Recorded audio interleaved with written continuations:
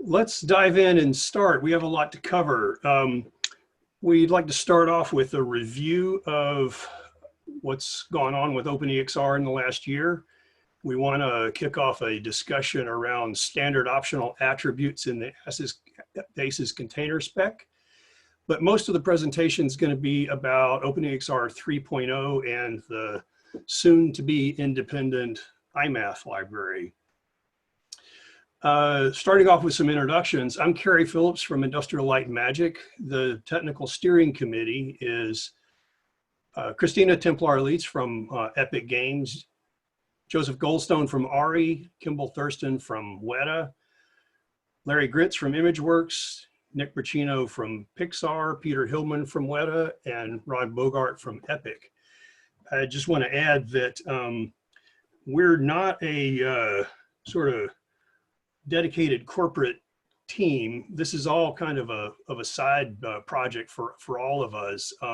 We all have day jobs that are our primary responsibility. So we contribute to the maintenance of OpenEXR just kind of in spare time here and there, just because we enjoy it. It's a valuable thing to do.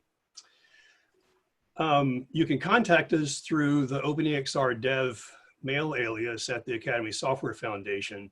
That mail group is archived for, as a knowledge base on the ASWF site. You can reach us at our Slack channel, or another good way to reach us is through filing an issue on the GitHub repo.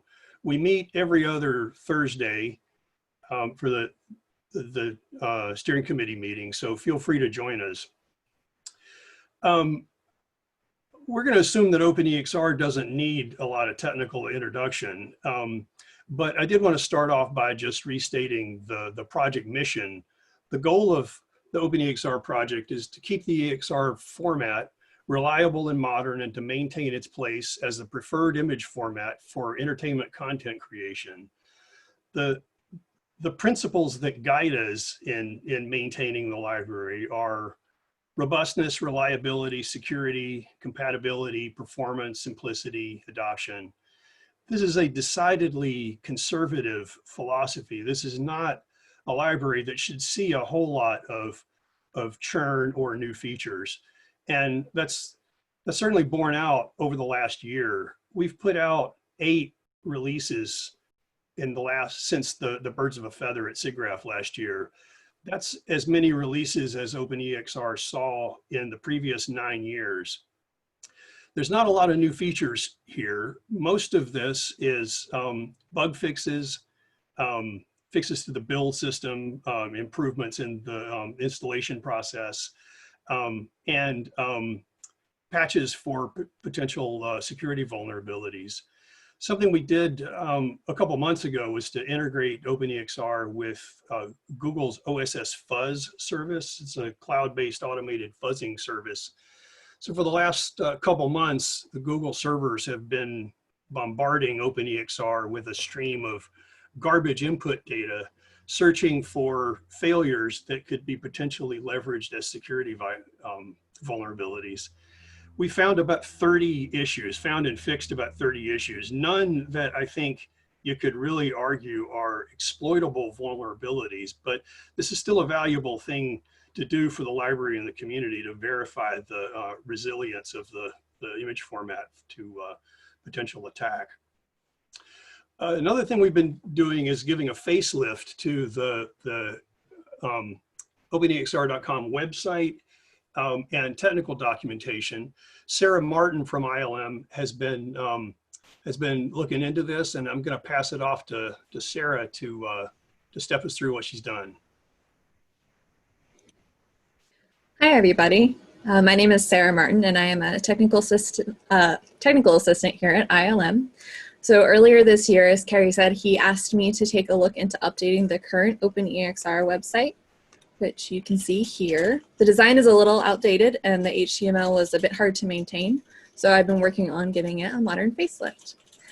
The site is still a work in progress, so I am presenting today to show the work that has been done and to give the community a chance to offer any feedback. So first, I'm going to give a short breakdown of what work has been done. The biggest change is the style of the new site, which was based on a mock-up, the design that I presented to the OpenEXR steering committee. This design has given the site a more modern look and feel. The content and the wording of the site itself has been updated by Cary, and I cleaned up the HTML and added new style sheets to drive the look of each page. This makes the content a lot easier to maintain. Previously, the documentations for the original technical documentations were authored in OpenOffice and raw of LaTeX, and were only available in PDF form. So I migrated those docs from their original sources into a GitHub wiki page, where it is now available online. So I took the original files and I formatted them to fit with Markdown and did some formatting to just make it look nice and clean. Right, and so I'm currently working on adding a gallery to browse the images from the OpenEXR images repo. This is a set of test images that illustrates various features of the OpenEXR file format. And hopefully this update will make the images much more easily accessible to the community to be used for tests. As I mentioned, the site is still a work in progress, and I'm aiming to have it be completely live in the next few weeks. For now, it is available at a link that I will put into the chat. And we would absolutely love your suggestions and or comments, so please feel free to email me at smartin, S-M-A-R-T-I-N @ilm.com, or file an issue at our repo. It's been a really great experience updating this site, and please look forward to seeing it live in a couple of weeks. Thank you so much.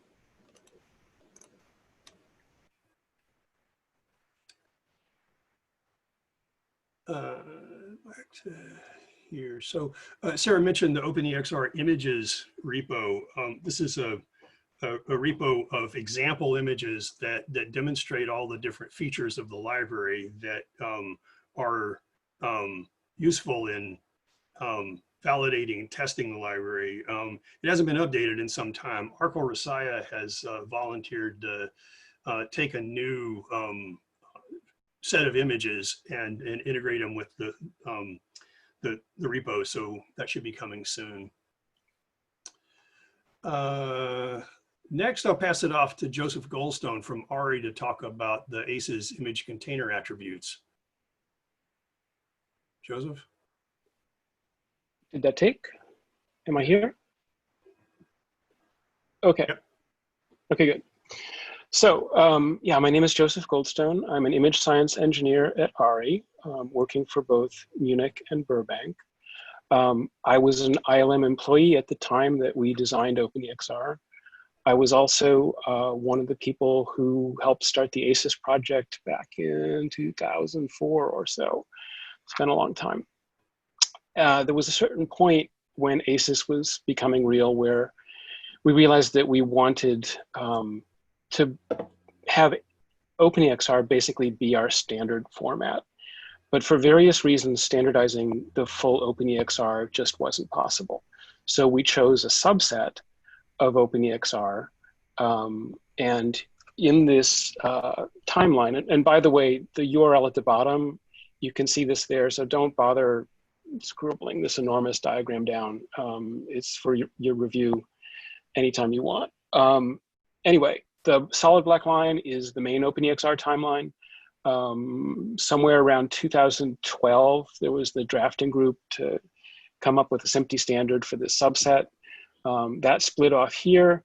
And just about the time that we finished, and a little bit after Deep Images and OpenEXR 2.0 were released, maintenance on OpenEXR kind of went into this super long drought.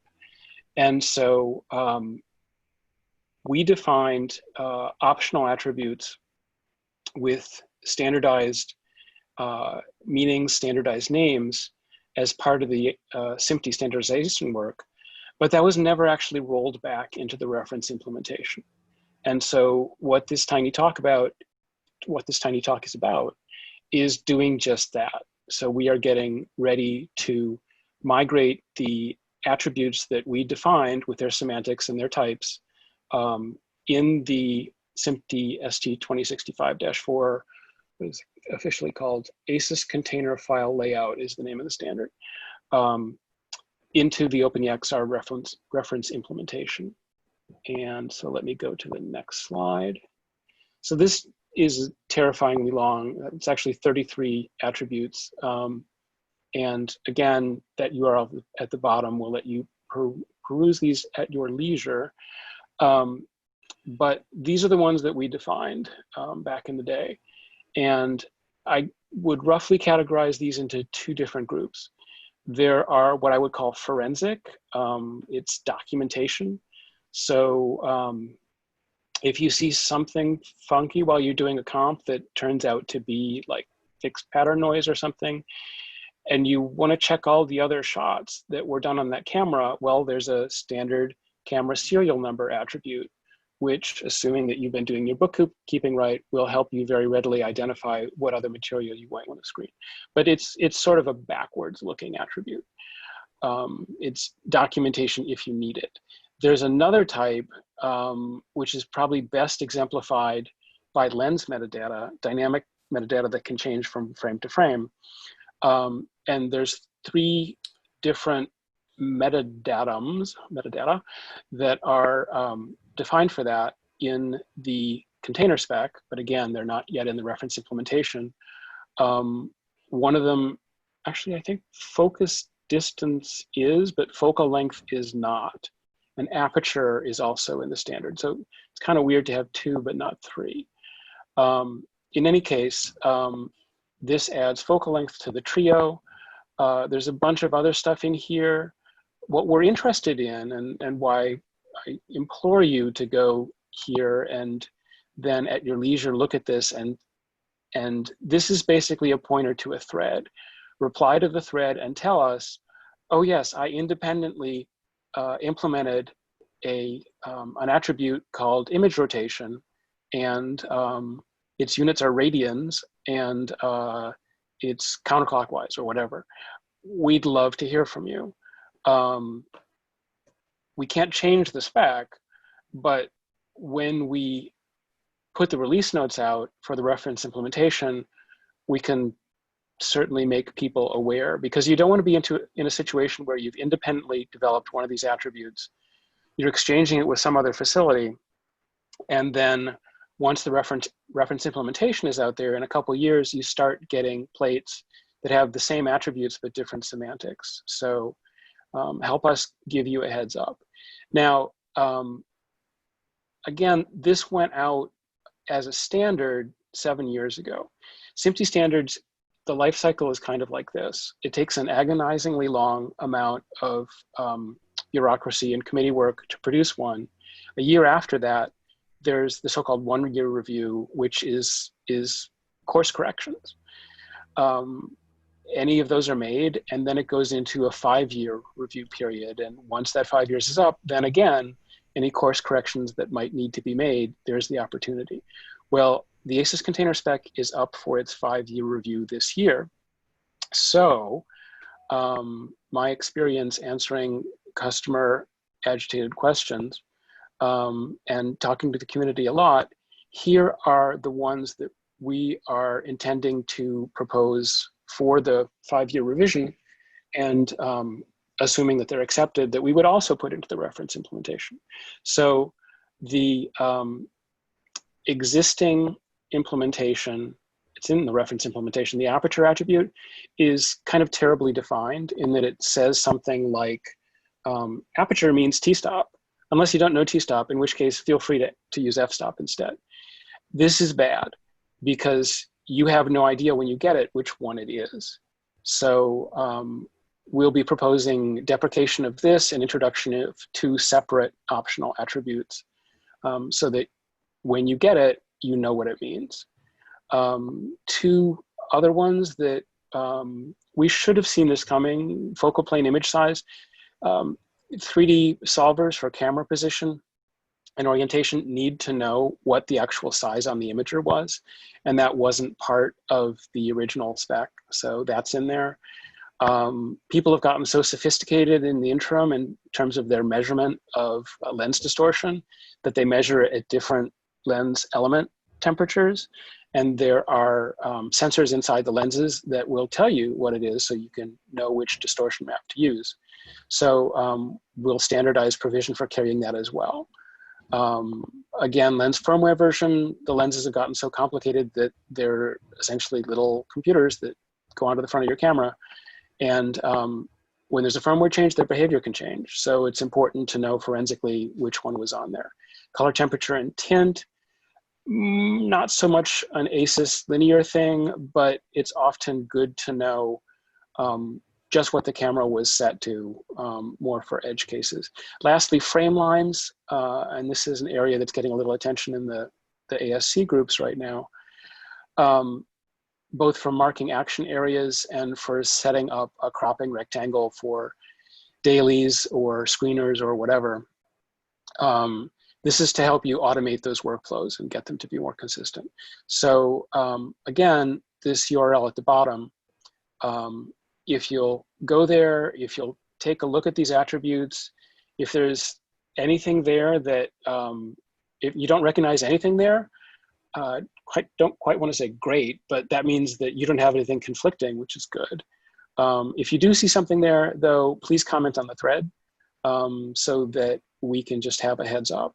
And if you feel like there's something that's critical for your work that's not either in the ones in the ASIS spec that will soon be in the reference implementation or these new ones, please put that on the common thread as well. So that's it for me, and I'll try and relinquish this.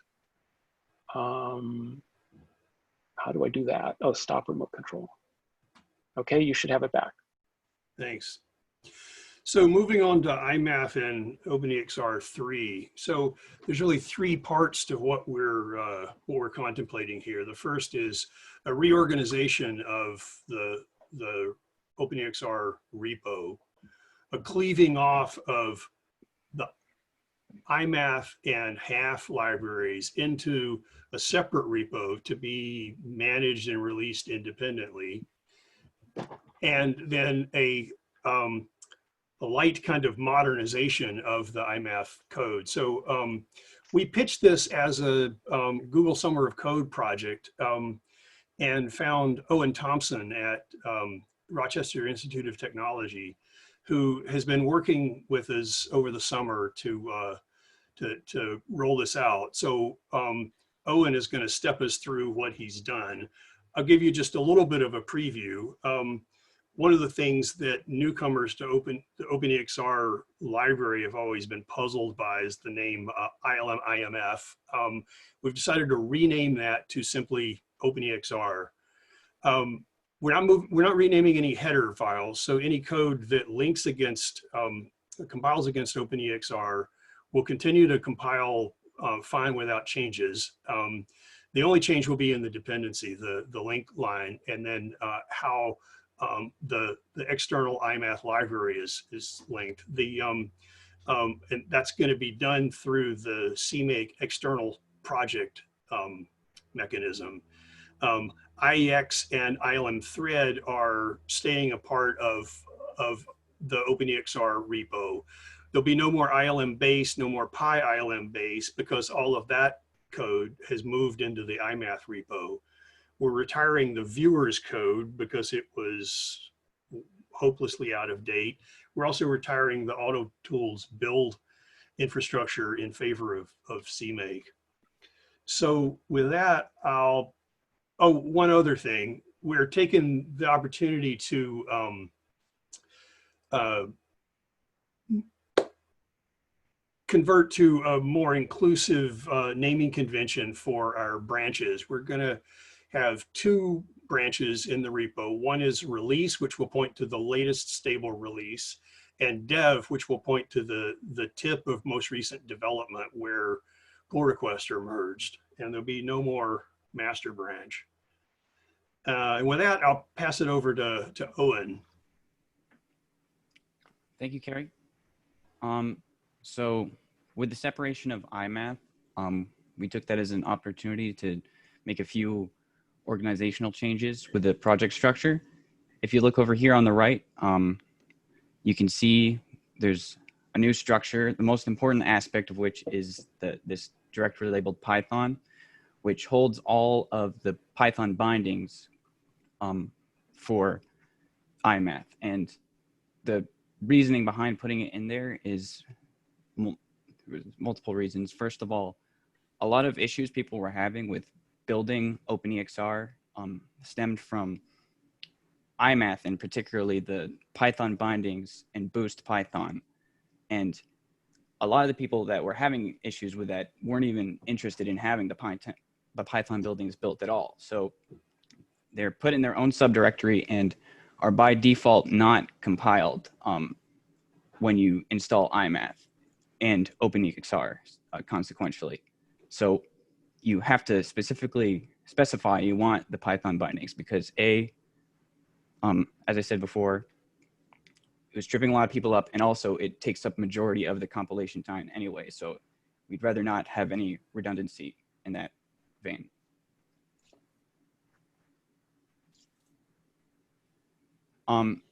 So there's another avenue that we sought to improve Imath in, and that was with modernization. And these two macros kind of show a large portion of the changes. Here in the top half of the screen, you can see that we have a macro called Imath const expr 14, which basically is defined to be const expr if you are using C++ version 14 or greater. And the reason we have this is so that we can have as many possible functions as defined as const expr in Imath, while still maintaining compatibility with older versions of C++ 11.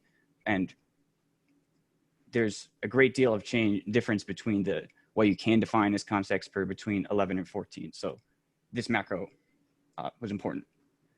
We also have another macro called Imath host device, which is defined based on whether or not you're compiling for the CUDA kernel. And with the current setup, you can compile any Imath function on the CUDA kernel and run it on the CPU or the GPU. And if you are not compiling for CUDA, nothing changes at all for you. So nothing to worry about.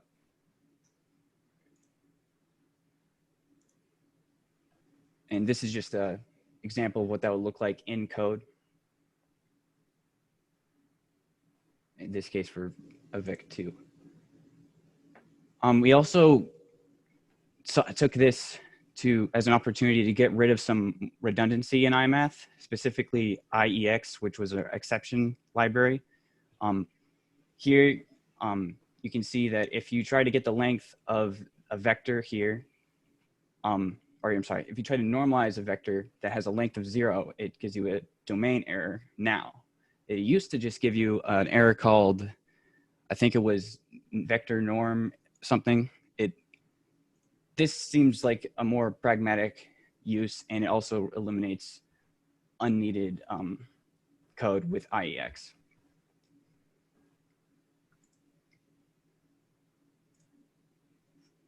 And this is another change that is being proposed.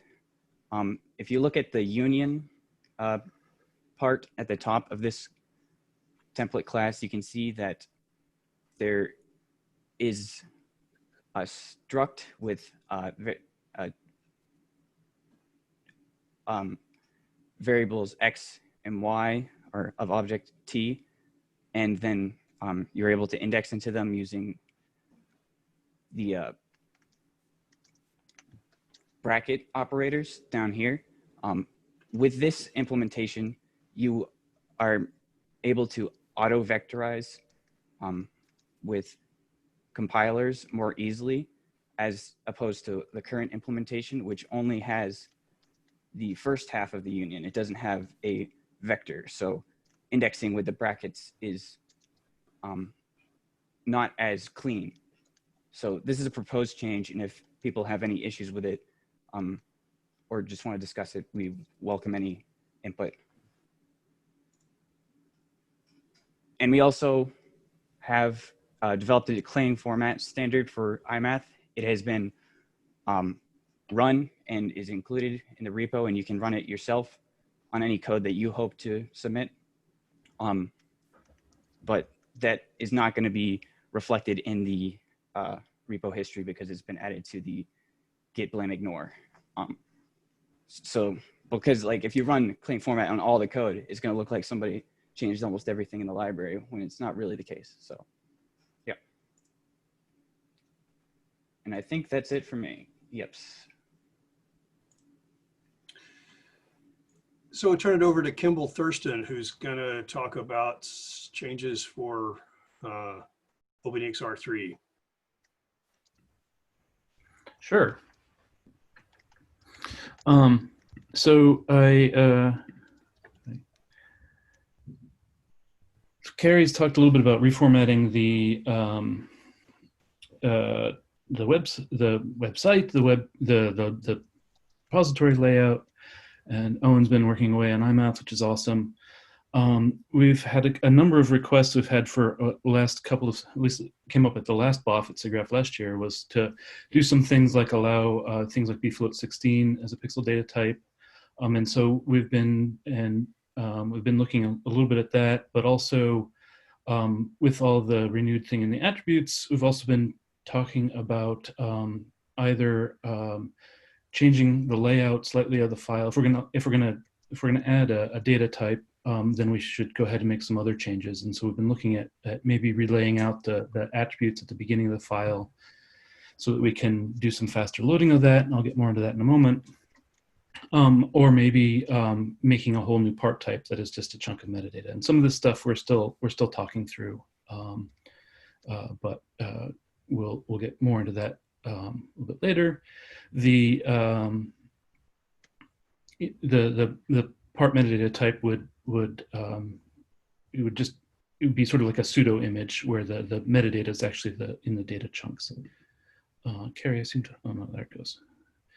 And so, but one of the things that I really wanted to talk about that I've been looking at off and on for the last year is the performance of OpenEXR. And so this hits us a lot when we use EXR images for texturing, but it also, I think, has impact when people are just trying to stream images off a disk in a player and these sorts of things. And the way that the threading was written in ILM-IMF has sort of an inherent overhead to it that didn't quite know how to overcome without sort of visiting large chunks of the code base. And so to do that, what started doing is written a thing I'm calling the core library. And I've chosen to do this in raw C code, which will be sort of a fulfillment of another request that we've had, and which is to have sort of a more minimal library that makes it easier for some people to use. But the idea is that we rebuild OpenEXR on top of this and have sort of some more thread-oriented APIs. And so what does this entail, and what does this what does this mean? I thought I would show a couple of charts and sort of talk through some of the things that I've been focusing on. The first one is just literally opening up a file. You know, when you have C++ class, it's got a standard map that has all your attributes in it. You end up doing lots of news and frees and these sorts of things. And so the next couple of charts that I'll show you, they're all basically doing the same test, which is reading, I think, 120 EXR images off of disk that are zip-s compressed, so that's the 16 scan lines per chunk compression. And so this first one is just literally the time it takes when you say open, right? So basically, when you construct the input file class and it parses the header. And so the red chunk is how long it takes the existing C++ class, and the blue line is the new thing. And so you can see that this is lower overhead, and largely this is around new and delete and creating maps versus just having a structure. And so that's maybe not so interesting. One of the things that starts getting more interesting is this is the same thing, but when you actually close the file. So I'm not talking about reading data, but just saying, effectively close. Right, and one of the things you begin noticing is, again, it's basically constant speed, but in the existing OpenEXR library, there's actually a growing time to close as the number of threads increases. And this is because internally it's having to create a bunch of internal structures so that it can keep threads happy. And there's a different way of building the data structures to not have to do that. And this final chart is the ratio. I couldn't figure out a good way of drawing this, but this is the ratio between the old library and this new core layer in terms of doing the actual image read. And what I'm doing is I'm reading the image off disk and reformatting it into RGBA interleaved. And so the majority of the time is, of course, spent in unzip. But one of the things you'll immediately see is that my machine that I was testing on only has 8 threads, and hyper-threading helps a little bit, but isn't the greatest thing ever. But that that we're getting some serious wins in terms of reducing the overhead of having multiple threads hammering away at the same file. And so that seems like a good thing.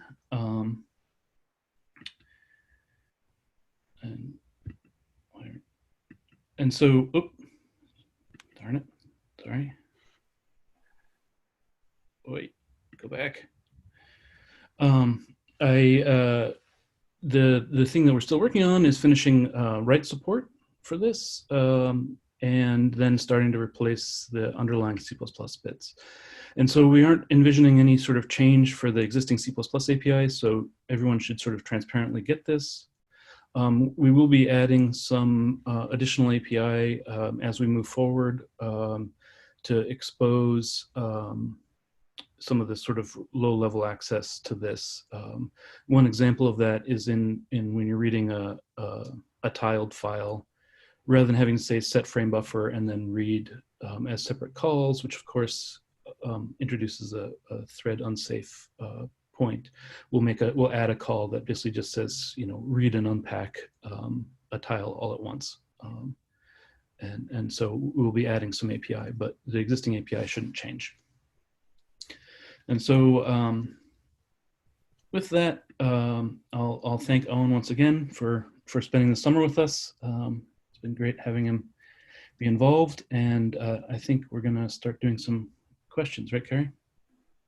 Yeah, I'll just add my thanks to Owen and say to everybody that Owen's looking for a job. If you're hiring, let him know. It's been a great project and a great experience working with him, which is a testament to him and to the Google Summer of Code project. So thanks again. One final thing that I wanted to mention, OpenEXR is migrating to a new contributor license agreement. This, there were some companies balked at the terms of the existing agreement, and the Software Foundation Governing Board Legal Committee worked out a new set of terms, which we're in the process of adopting for the library, which means that all contributors need to re-sign the new CLA. It's not, from a layman's point of view, significantly different, but anyway, if you're in a position to submit a pull request to the library, you're going to need to have signed the CLA first. And again, our contact information, and with that, we can go over questions. So we have one question that's open right now from Dmitro Korolov. He asks, will Python binding be included in OpenEXR 3 or other planned versions? And like in the current, like currently in the third part binding, and he gave a link referring to, I have to look what the link is referring to. Cary, do you want to answer that? Are you? Yeah, Kimball, you want to describe the mechanism through which OpenEXR will build Imath? Oh, well, you know, okay. I mean, Imath will be building through an external project thing. However, the thing to note and is that the Python bindings that have been in the OpenEXR repository were only for Imath previously, and we never actually had Python bindings for OpenEXR. They were always an external project. And so I think as we move forward, one of the things that we will look at doing is converting the existing Imath bindings to use PyBind 11, and then potentially add OpenEXR versions of that to read the OpenEXR files directly. And that may involve talking to the folks that maintain the PyOpenEXR bindings and getting them to contribute, or I don't think we've gotten that far yet, but hopefully that answers that question. And then we have another answered question. Shall I go ahead and read that so that it's on the recording? Sure. That is Eric Reinecke asked, what are the expected uses of display window versus two frameline attributes? And Joseph, do you want to read your answer since it's inordinately long? But let's see. I mean, I think that the proposed frameline thing is in a way more general. The ASC is starting this project, and it's not going to be a simple attribute. It'll probably be like JSON serialized, something like that. It's intended to be applicable not just to OpenEXR, but to a variety of other file formats as well, which is why it would be carried as a serialized stream. And you could carry, in theory, you know, n different frame lines within there for people have discussed having different crops for screeners versus for dailies, other applications as well. So I think it's more general than that, than the display window versus data window dichotomy. Yeah, I think further, Joseph, is that they don't guarantee that they even make a rectangle. Whereas the display window is a rectangle, the frame lines could cross each other, for example, and the continuation of that cross could be present. Not in what's being discussed this week. Okay, but so far, yeah. But this could happen. Yeah, I mean, I would encourage anybody who really cares about this, you can email me. It's jgoldstone@airy.com. And I could put you in touch with Jesse Carosi, who is kind of riding herd on the whole ASC advanced metadata stuff. And if you're not getting enough Slack action, then definitely this is for you.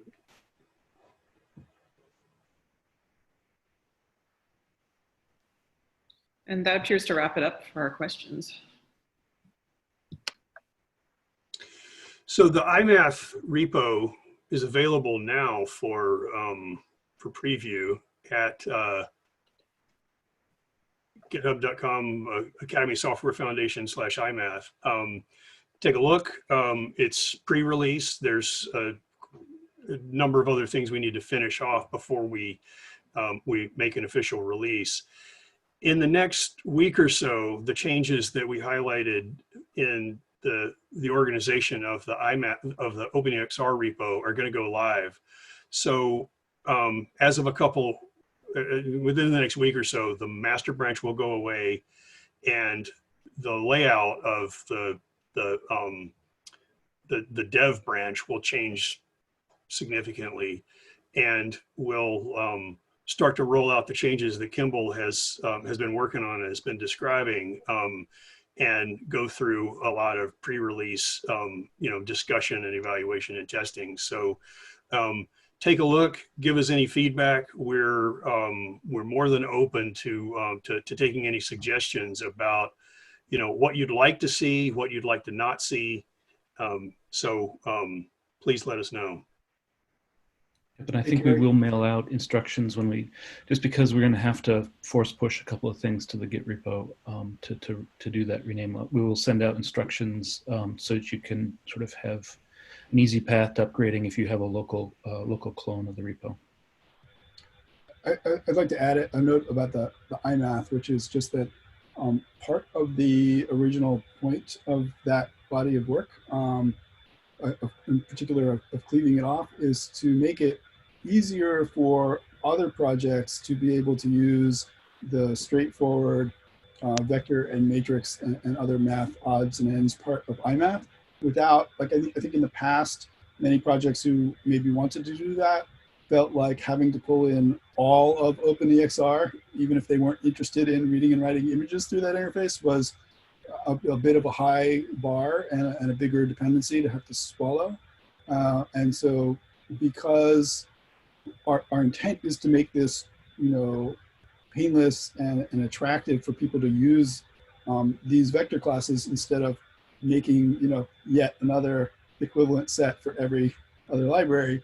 We were especially keen to hear feedback from the other library maintainers about whether we've done everything that you need in order to do that, or if there's still time to fix anything, is what I'm trying to say.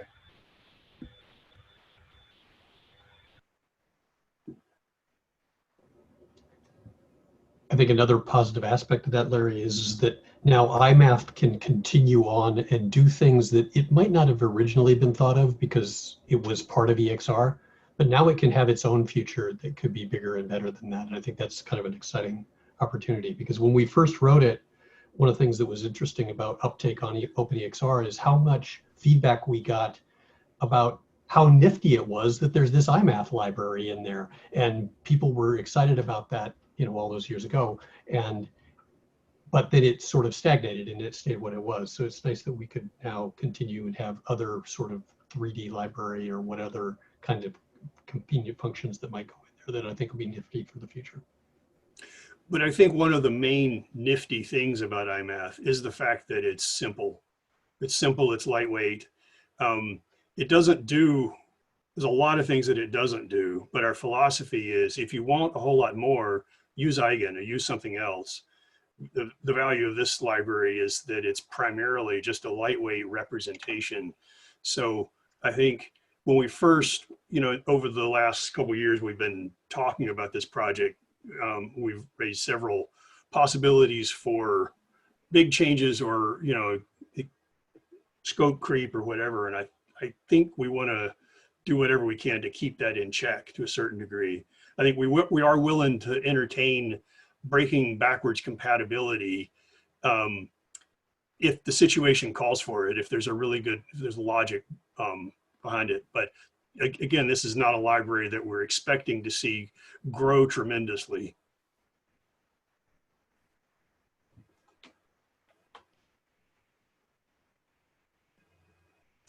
Well, if there's no other questions, we'll call it a wrap. Thanks for attending.